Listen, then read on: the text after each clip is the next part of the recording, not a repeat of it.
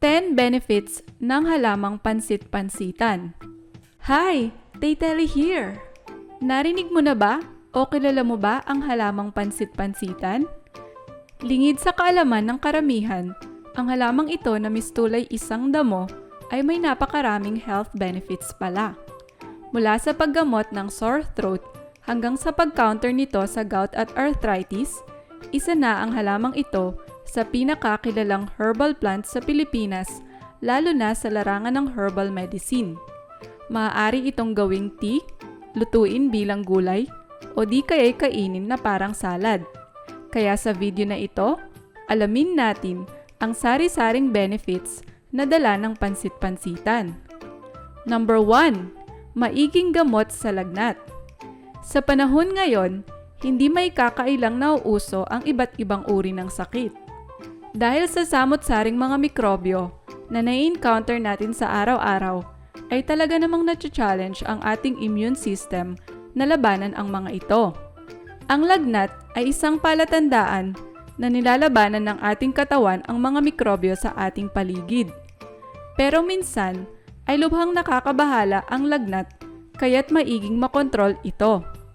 Ang mga dahon ng Pansit Pansitan na may scientific name na Peperomia pellucida ay isang magandang alternatibo sa mga nabibiling gamot para sa lagnat.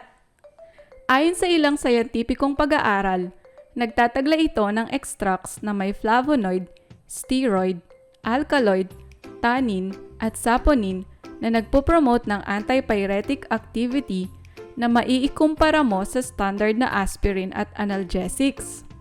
Number 2. Anti-inflammatory. Hindi pa uhuli ang Pansit Pansitan sa paglaban ng inflammation sa ating katawan. Alam mo bang traditionally, ginagamit na ang Pansit Pansitan laban sa ubo at sipon? May mga scientific studies na nagpapatunay na ang aerial parts ng Pansit Pansitan ay pwedeng source ng methanol extract na nag-i-interfere sa prostaglandin synthesis, isang importanteng parte ng inflammation. Ang methanol extract mula sa Pansit Pansitan ay napag-alaman ding napakaiging pantanggal ng free radicals. Saan ka pa? Mabuti ng panlaban sa ubot sipon, mabisang antioxidant pa, at alam mo bang maigi din ang halamang ito laban sa mga bukol at pamamaga? Number 3. Anti-arthritis, anti-gout, at anti-rheumatism.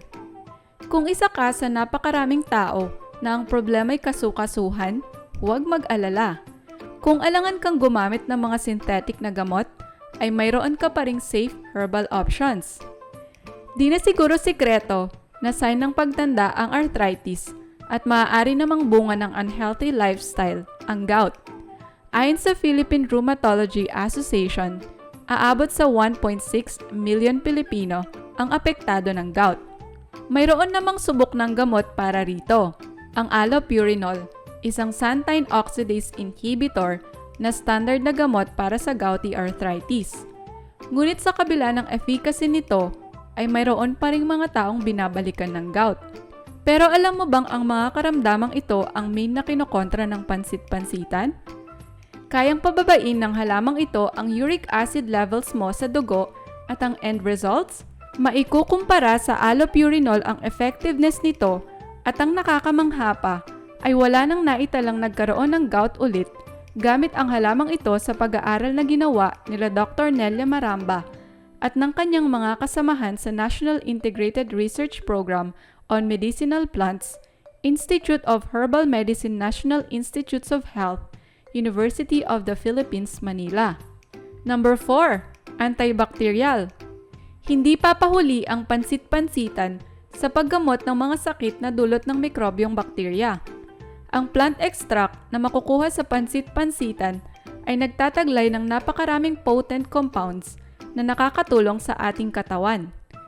Ilan dito ang flavonoids, tannins, at triterpenes. Sa ilang pag-aaral ng mga scientist, ay napag-alamang ding mayroong active antibacterial activity ang extract ng halamang Pansit Pansitan. Ito marahil ang dahilan upang maging epektibo ito laban sa mga infection gaya ng urinary tract infection o UTI at maging ang sore throat.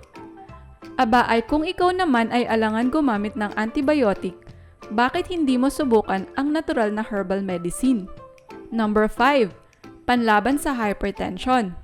Sa nauusong lifestyle siguro ngayon ay hindi na bago ang salitang hypertension. Sa isang pag-aaral sa Toronto, Canada, ay napag-alaman nilang walang pinagkaiba ang epekto ng standard na hypertensive drug sa epekto ng extract mula sa pansit pansitan. Pareho itong epektibo sa pagpapababa ng blood pressure, kaya naman napakaganda nitong alternatibo sa mga nabibiling gamot. Number 6. Anti-acne at pangontra sa mga pamamaga sa katawan.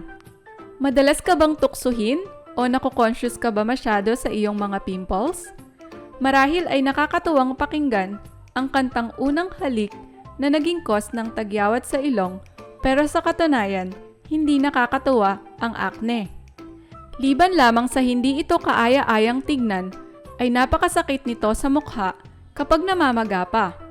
Ang tinadtad na mga dahon ng pansit pansitan ay may kakayahang pahupain ang iyong mga pimples.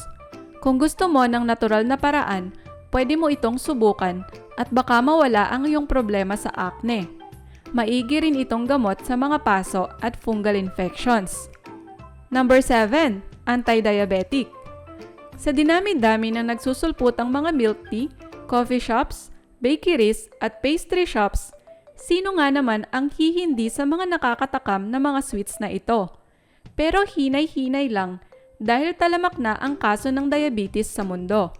Kung hindi madala sa diet ang taas ng blood sugar mo, subukan mong pakuluan ang halamang ito at makakatulong daw itong pababain ang level ng sugar sa dugo. Pero huwag kalimutang kailangan pa ring maghinay-hinay sa mga matatamis. Number 8. Anti-cancer. Nakakalungkot mang isipin, pero sa panahong ito ay napakarami na ring nagkakaroon ng sakit na cancer.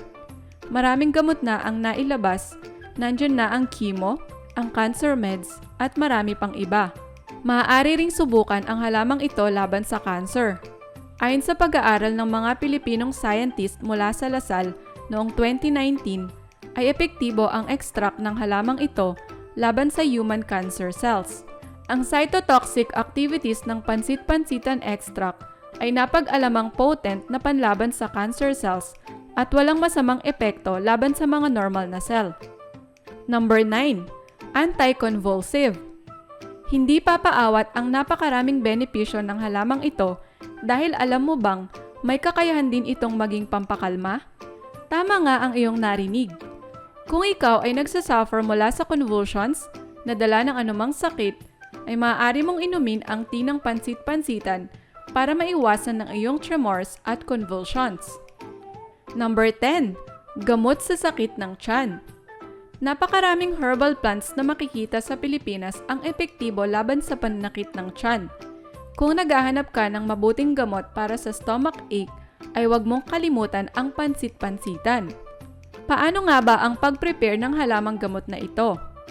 Pwede mo itong kainin ng hilaw gaya ng lettuce dahil pwedeng-pwede kang gumawa ng salad mula dito.